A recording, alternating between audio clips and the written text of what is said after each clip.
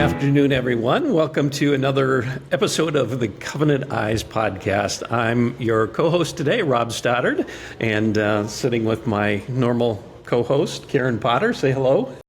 Hey, everybody. We are live from the Founders Conference, so we're not in our normal studios today, but we are really excited about today's episode. We've got two amazing guests joining us. We have Johnny and Emily Spigelmire. Did I say that correctly?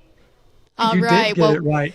All right. Well, we are really excited to have this conversation because this couple has been where a lot of you have been in your journey, and they have got a ministry that really serves couples as they walk through the challenges that are faced in marriage when addressing pornography. And I'm going to let them introduce themselves, how they got this ministry started, and a little bit about their testimony. Emily and Johnny, welcome to the show. Please share with our listeners a little bit about yourself. Thank you, Karen and Rob. We're so glad to be here today. So obviously, I'm Johnny, and sitting next to me is Emily. We've been married now for 37 years, married in 1987, and we have three children, three grown children and five grandchildren. But my story, my journey started at 8 years old when I became exposed to pornography through my dad's hidden stash. And so from there, it just kind of, moved on to what the natural progression was to, looking at it more to chronic masturbation and viewing, early sexual experiences through my teen years that then I was able to abate for a short period of time after I met Emily and was able to stay away from that for 4 years until the tail end of my military years when I picked up my pornography habit again. Then that just kind of continued for a while. And around 2007 time period, my pornography moved from just what was on the page or what was on video to physical relationships, where then for the next 11 years, I would have 3 sexual relationships with women that were not my wife until discovery in 2018. Yeah, well, that's a story that we often hear, obviously. So that led you to recovery and a ministry called Beyond Broken Vows. Can you tell us a little bit about how you started that ministry and really what kind of work you're doing with that? Thank you. So I'm going to just start it, and Emily's going to finish it. So I'm the one who tends to be more transparent in telling my story. Even when I was hiding the darkest part of who I was still very transparent. I learned to really kind of look at that as fodder. I could let a lot of things about me be transparent to people without actually letting them see the real dark stuff that was going on behind the scenes. So I was really good at it. And 25 years in pastoral ministries, I did a lot of speaking on Sunday mornings and teaching in classes and things like that. So telling my story was very natural to me. So I knew at some point that I was going to be telling the story, but Emily has been a little bit closer to the vest on that. And so I'm going to let her tell the rest of that story. Yeah, well, after we decided to stay married and work this out, and Johnny got into recovery, and I started getting into some betrayal trauma recovery for myself. And we went on this journey together for a couple of years until we, just under year 2 of recovery, we renewed our vows and had a ceremony. And then it was, I was trying to figure out something else to do because I was pretty shattered, obviously, when this all happened. And the business that I was in, I was self-employed as a nutraceutical rep, and I just lost all my confidence. I just lost all my desire to even engage in that. And so eventually I came out of that, got my confidence back, and decided I wanted to do something a little bit different to stay home and help, bring Johnny home, retire him out of landscaping so that we could spend more time together with our new marriage that God gave us, our redeemed and brand new marriage. And so went into some schooling and, for online business, and it wasn't working out real well. I just wasn't finding my niche, and I wasn't finding that that offer, that thing that I wanted to, share with people and compel them to, latch onto. And so eventually my sweet, wonderful Savior and Lord gently started to nudge me that it was time to tell my story and publicly. And we had shared it with family and friends, and actually had about 75 people at our vow renewal ceremony. And those were people that had prayed with us and walked through that with us. So I was, sharing my story, but not on a grand scale yet. And so God said, this is my story, he said, and I want you to tell it. And so he sort of put in my lap this idea of podcasting. I came across it on the internet, and I was like, he said, that's it. And I was like, what is podcasting? I'd never even listened to a podcast before. And so I found a coach and a course, and I jumped in, and we started our podcast on Memorial Day of 23. Yep. Memorial Day 2023. That's right. Yes. And so we've been doing that for a while, not just a little while. And then we started coaching when we became life coaches and specializing in marriage recovery. And so that's what we've been doing now for a little over a year. Yes. And we're just loving it. We're just, God has been so good.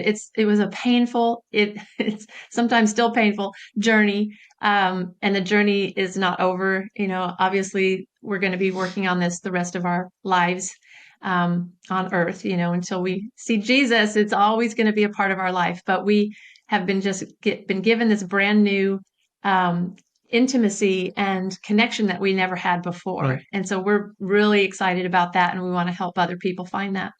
Wow, that is an amazing story. And I love that the Lord has used the ashes from what was and turned it to beauty. And you guys have really blossomed and been able to help so many people by sharing that testimony, because that's one of the most powerful things that we have to share is our own personal story of being redeemed by the Lord and Savior. And I just love that. I want to talk a little bit about, from your perspective, Emily, we don't talk enough about the experiences that a spouse goes through, and the hurt, the betrayal, the trauma, the things that you have to go through during this journey. Can we talk a little bit about how you were able to find support during this time? And even now, what kind of, I'm sure you have a community around you, but talk to us a little bit about what that's been like and what advice you have to offer others. Yeah, community is so critical for recovery in this. And you're right, there's not much focus been on the betrayed wives. There's more and more. I'm finding more and more, which is great. But when this happened, we were fortunate enough to be a part of a church that was very compassionate and sensitive to this topic. And they just circled around us and gave us some resources. And we did go to marriage intensive, and then we had some, counseling. And then our pastor encouraged me to tell some people and some women in the church. And I was really terrified at that time. I was so full of shame, so embarrassed, and didn't want, the perfect marriage and kids and Christian family life that I had portrayed over my, 25 years or 31 years at that time of marriage was, it wasn't there. It was gone. It was all a lie to me. And so I was really hesitant to talk about it. But I did tell my three best friends, which was such a relief to be able to get that out, first of all. And then I did connect with some women in the church who had similar experiences. The pastors connected us with them. And then I found a wives healing trauma group, and got to be a part of that, which I continued to this day. They have monthly meetings where you can pop in and get some encouragement and some training. And so, it's been really good that I've had these resources in place. It was a challenge to open myself up to them at first because of the shame. But I'm so glad I did, because that's, isolation is where Satan does his best work. And so coming out of that isolation and allowing people to speak into my life has been an amazing thing. Are you or someone you know struggling with pornography and ready for a breakthrough? Well, download Victory, the free app from Covenant Eyes. You'll get instant access to expert-led mini courses and practical tools that guide you toward real freedom. Don't wait. Take the first step toward a healthier, stronger you. Search Victory on the App Store or Google Play and start your journey to freedom today. Now, back to the show. Tell us a little bit more about your life coaching. How are you connecting with people, and what are you finding that you're able to bring and give to these couples that are coming and maybe coming from the same place you've been in the past? Bob, that's a great question. Thank you so much for asking it. The primary way that folks get in contact with us is by listening to our story through our podcast, Beyond Broken Vows podcast. We don't have a lot of avenues outside of that way. We're working more on it. But when folks tune in and listen to us, what they get is a very real, honest, and raw Johnny and Emily Spigelmire. We made a decision that if we were going to do this, and this is God's story, and He's telling His story through us, then we weren't gonna cower in shame. That we were gonna tell everything. So we set basically what we have as our three pillars, which is transparency, vulnerability, and rigorous honesty. And not only do we project that and coach that into our clients, but we hold ourselves to that same standard. So that's what you'll get on the podcast. So transparency is allowing ourselves to be seen so that others can see us for who we really are. And so as we verbally do it, because we're audio only podcast, we just put it all out there. Vulnerability is sharing to the point where you risk rejection. And so we say things on there that is our story, and nobody can say it's not our story. And so that's what we've committed to, is just to tell our story and how we've worked through it. And some of those things are quite vulnerable. And then the rigorous honesty is the idea of, it's really kind of a hunting term, is that you're tracking down and you are apprehending the truth at all cost. What will you do? What will you invest to know the entire truth about yourself, for better or for worse? So, I discovered on my recovery journey some very ugly things about myself that I did not want to be true. I believed myself to be a good moral man, but how is that possible if I've got this secret sexual sin in the background and I'm not being honest in that way? So I had to come to terms with some very ugly truths about myself, but I had to also come to terms with some very beautiful truths about me. Things that, because I have spent a lifetime, up to this point, I had spent a lifetime destroying myself, lying to myself, hurting myself, taking my value away, and basically projecting the lies onto myself that I have no value. The world and my wife and my family would be better without me, and they would stand a better chance if I was not around. So that whole devaluing through our so that's rigorous honesty, is just coming to understand that actually, no, I am a wonderful man.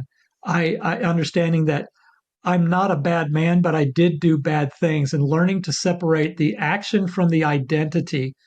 And that's a lot of what we do with our clients as well. So I would say, if you were to ask us what's the number one thing that we teach into our clients, it is transparency, vulnerability, and rigorous honesty, because we believe that that is the rock steady path to true intimacy, not the intimacy that the world wants to project on us when they make it some intimacy synonymous with sex.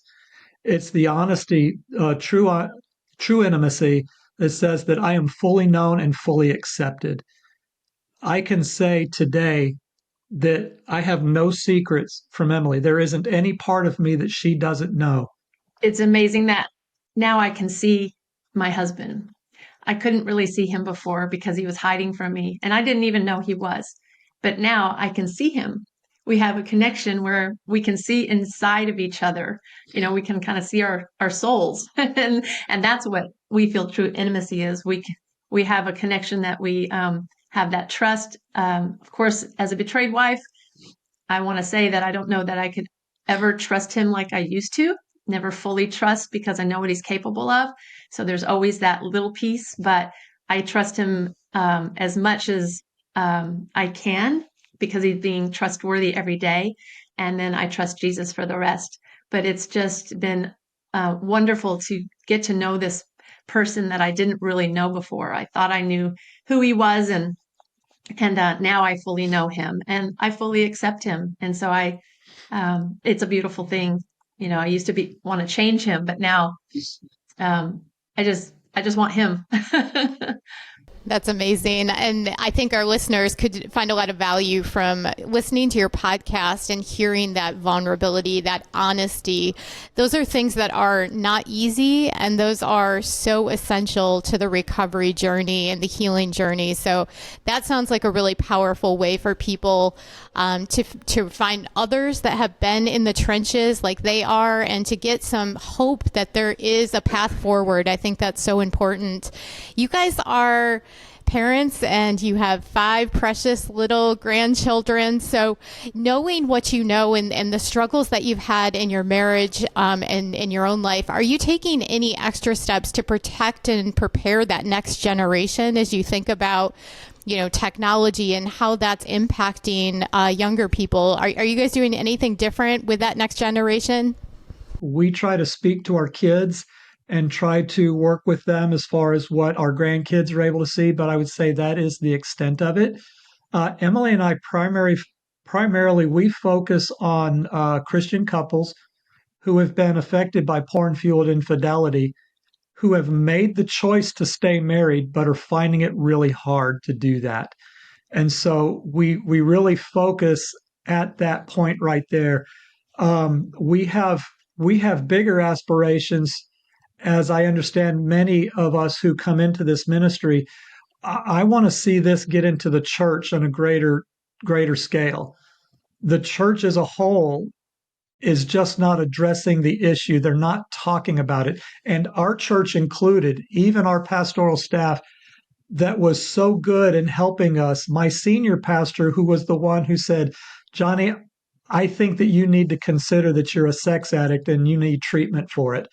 Even at that point, they do really good on the aftercare, but we're just not seeing, and we're hearing from others that we talk with and collaborate with, that the church is not dealing with it on the front end. And I don't know what the answer is yet, but I know that I have a passion for that. And Emily as well. She's there too. Yeah, no, that's excellent. That's excellent. Well, Johnny and Emily, as we kind of start to wrap up here, tell us or tell our listeners, how do they find your podcast and be able to follow and listen to you?